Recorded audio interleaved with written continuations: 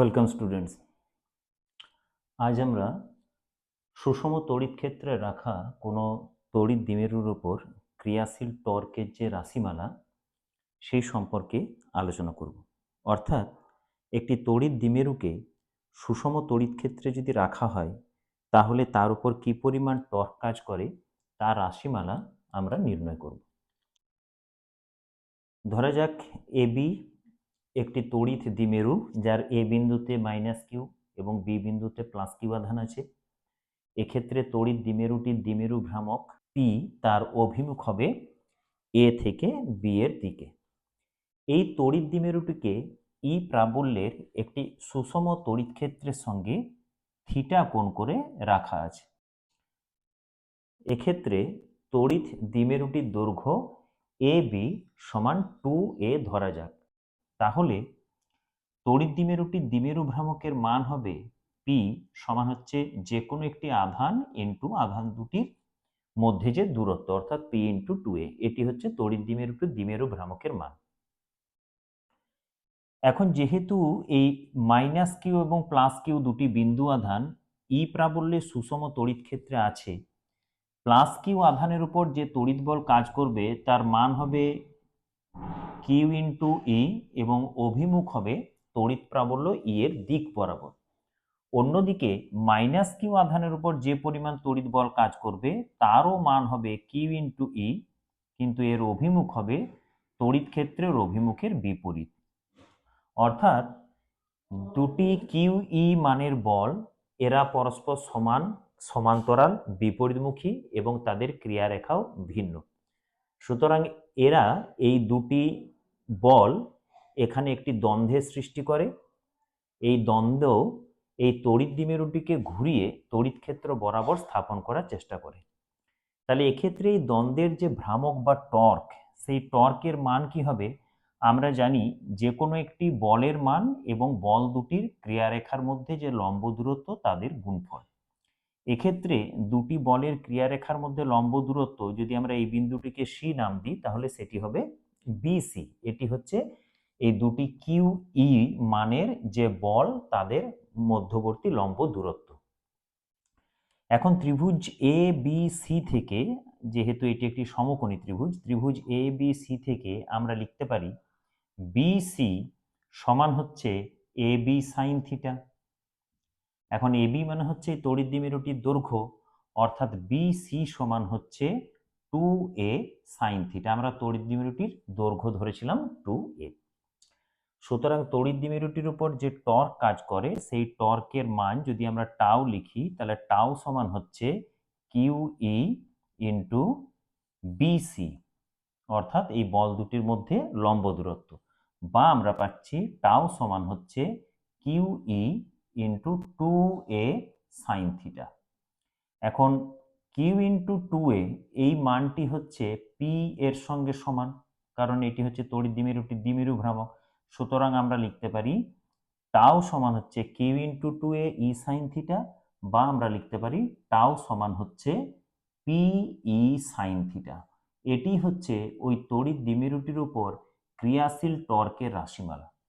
সুতরাং একটি তড়িৎ দ্বিমেরু যদি ই প্রাবল্যের সুষম তড়িৎ ক্ষেত্রের সঙ্গে থিটা কোণ করে থাকে তাহলে ওই তড়িৎ দ্বিমেরুর উপর ক্রিয়াশীল টর্কের রাশিমালা হবে টাউ সমান পি ই সাইন থিটা, যেখানে পি হচ্ছে ওই তড়িৎ দ্বিমেরুর দ্বিমেরু ভ্রামক আর থিটা হচ্ছে পি এবং ই এদের মধ্যবর্তী কোণ।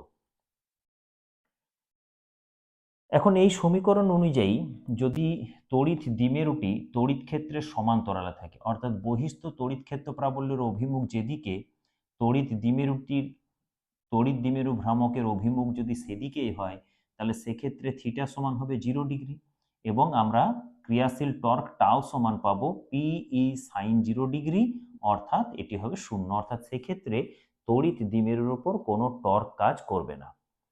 কিন্তু তড়িৎ দ্বিমেরুটি যদি তড়িৎ ক্ষেত্রের সঙ্গে লম্বভাবে থাকে, অর্থাৎ বহিস্থ তড়িৎ ক্ষেত্রের অভিমুখ আর তড়িৎ দ্বিমেরু ভ্রামকের অভিমুখ যদি পরস্পর লম্ব হয় তাহলে সেক্ষেত্রে থিটা সমান 90 ডিগ্রি এবং এক্ষেত্রে ক্রিয়াশীল টর্কের মান হবে টাউ সমান পি ই সাইন 90 ডিগ্রি। এখন যেহেতু সাইন 90 ডিগ্রির মান হচ্ছে 1, সুতরাং টাও সমান হবে পিই। এটি হচ্ছে ক্রিয়াশীল টর্কের সর্বোচ্চ মান। অর্থাৎ কোনো তড়িৎ দ্বিমেরু যদি সুষম তড়িৎ ক্ষেত্রের সঙ্গে লম্বভাবে থাকে তাহলে তার উপর ক্রিয়াশীল টর্ক হয় সর্বোচ্চ এবং এই মানটি হচ্ছে পি ইন্টু ই। কিন্তু কোনো তড়িৎ দ্বিমেরু যদি তড়িৎ ক্ষেত্রের সমান্তরালে থাকে, অর্থাৎ তড়িৎ দ্বিমেরু ভ্রামকের অভিমুখ এবং বহিস্থ তড়িৎ ক্ষেত্রের অভিমুখ যদি একই হয়, তাহলে আমরা পাচ্ছি টাও সমান পিই সাইন 0 ডিগ্রি সমান হচ্ছে 0। অর্থাৎ এক্ষেত্রে সর্বনিম্ন টর্ক কাজ করে। যদি তড়িৎ দ্বিমেরুটি তড়িৎ ক্ষেত্রের অভিমুখের সঙ্গে বিপরীত দিকে থাকে, সেক্ষেত্রে থিটা সমান 180 ডিগ্রি হবে এবং টর্ক টাও এর মান আমরা সেক্ষেত্রেও কিন্তু শূন্যই পাবো, কারণ সাইন 180 ডিগ্রির মানও হচ্ছে শূন্য।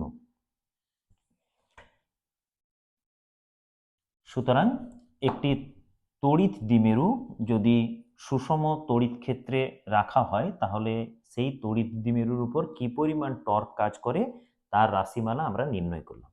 এই টর্ক হচ্ছে ভেক্টর রাশি, সেই জন্য আমরা যদি ভেক্টর ফর্মে এটিকে লিখতে চাই তাহলে টাও সমান হবে পি ক্রস ই। অর্থাৎ তড়িৎ দ্বিমেরু ভ্রামক পি এবং তড়িৎ ক্ষেত্র প্রাবল্য ই এই দুটি ভেক্টরের ক্রস গুণফলের সঙ্গে সমান।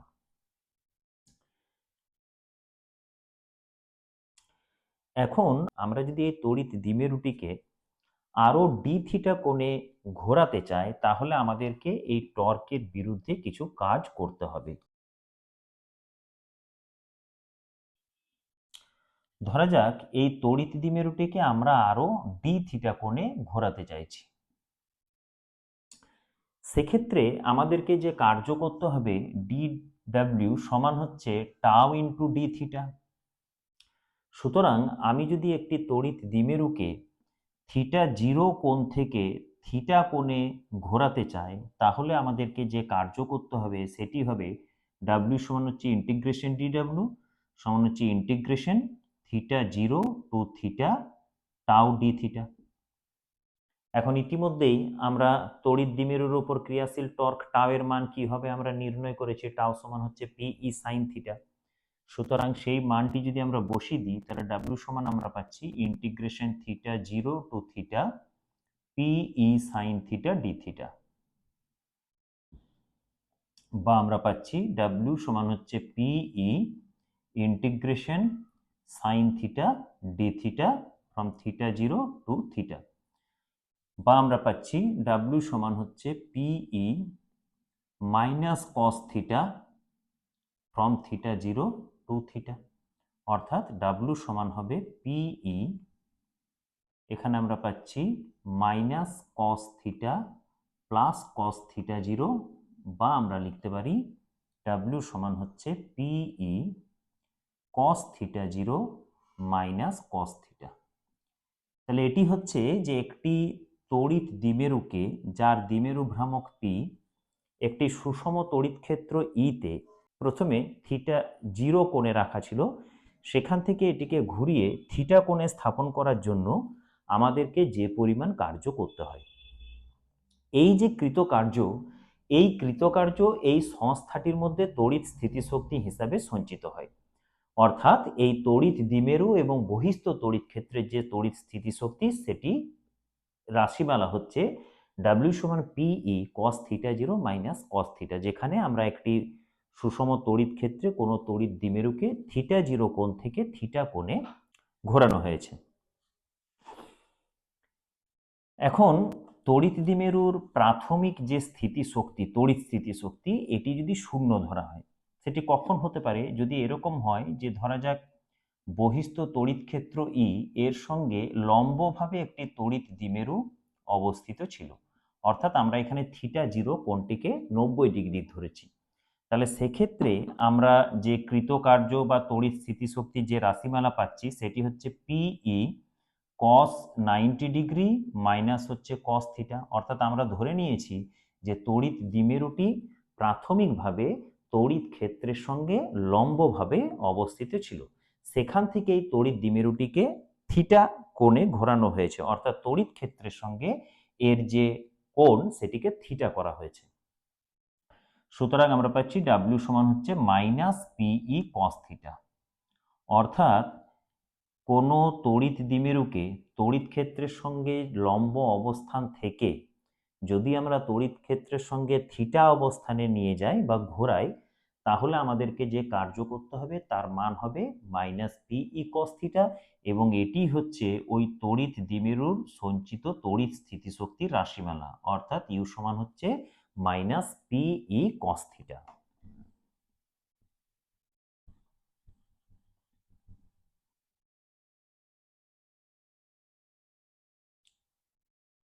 এখন আমাদের এই আলোচনায় আমরা দেখতে পাচ্ছি যে একটি তড়িৎ দ্বিমেরু যখন তড়িৎ ক্ষেত্রের সঙ্গে লম্বভাবে থাকে তখন তার তড়িৎ স্থিতিশক্তির মান হচ্ছে 0, কারণ তড়িৎ স্থিতিশক্তি ইউ সমান হচ্ছে -PE cos থিটা। এখন থিটা যদি 90 ডিগ্রি হয় তাহলে সেক্ষেত্রে আমরা পাবো ইউ সমান -PE cos 90 ডিগ্রি, cos 90 ডিগ্রির মান হচ্ছে 0, সেক্ষেত্রে ইউ সমান হবে 0। অর্থাৎ একটি তড়িৎ দ্বিমেরু যদি তড়িৎ ক্ষেত্রের সঙ্গে লম্বভাবে থাকে সেক্ষেত্রে তড়িৎ দ্বিমেরুটির স্থিতিশক্তি হচ্ছে 0। আবার তড়িৎ দ্বিমেরুটি যদি তড়িৎ ক্ষেত্রের সমান্তরালে থাকে, অর্থাৎ বহিস্থ তড়িৎ ক্ষেত্র প্রাবল্যের অভিমুখ এবং তড়িৎ দ্বিমেরু ভ্রামকের অভিমুখ যদি একই হয় তাহলে সেক্ষেত্রে থিটা সমান হচ্ছে 0 ডিগ্রি, এবং আমরা ওই তড়িৎ দ্বিমেরুটির তড়িৎ স্থিতিশক্তির মান পাচ্ছি -PE cos 0 ডিগ্রি বা ইউ সমান হচ্ছে -PE। এটি হচ্ছে সর্বনিম্ন মান তড়িৎ স্থিতিশক্তির, এটি হচ্ছে সর্বনিম্ন মান। তাহলে আমরা জানি যে কোনো একটি সংস্থার যে সাম্যাবস্থার ক্ষেত্রে ওর স্থিতিশক্তি সর্বনিম্ন হয়।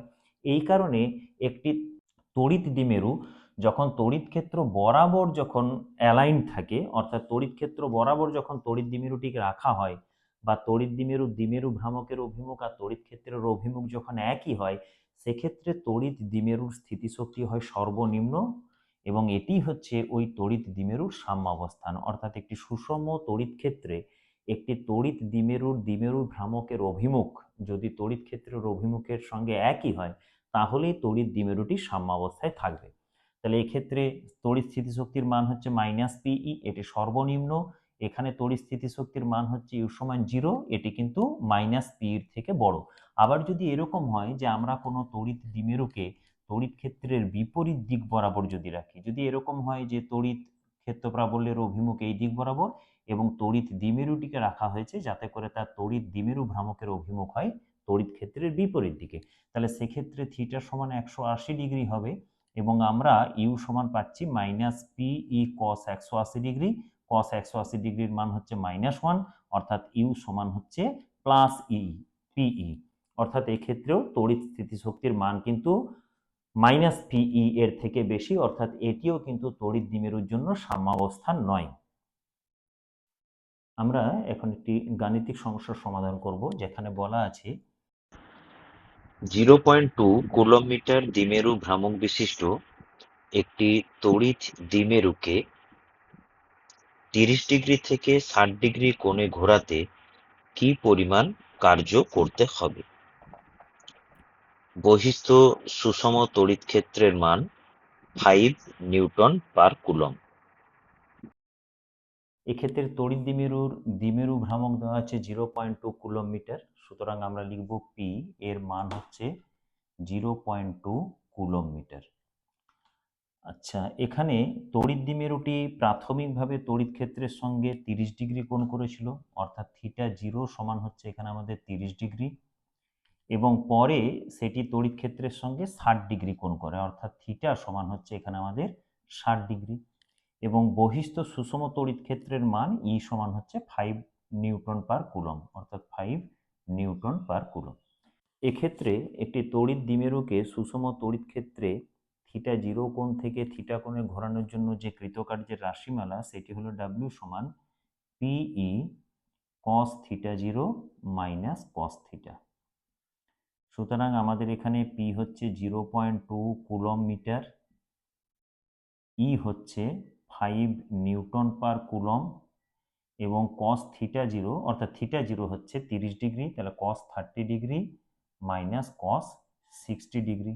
এখানে একক অবশ্যই জুল হবে, যেহেতু সমস্ত মানগুলি এসআই এককে দেওয়া আছে, কৃতকার্যের একক তাহলে জুল হবে। তাহলে এটি হচ্ছে 1, আর এটি হচ্ছে cos 30 ডিগ্রি মানে √3/2 মাইনাস হচ্ছে cos 60 ডিগ্রি মানে হাফ জুল, অর্থাৎ 0.5√3 মাইনাস 1 জুল। এটি হচ্ছে কৃতকার্যের রাশিমালা। এক্ষেত্রে আমরা সুষম তড়িৎ ক্ষেত্রে যদি তড়িৎ দ্বিমেরুকে রাখা হয়, তাহলে ওই তড়িৎ দ্বিমেরুর ওপর কিন্তু নেট ফোর্স অর্থাৎ লব্ধি বল যদি আমরা বের করি, সেটি কিন্তু শূন্য হবে।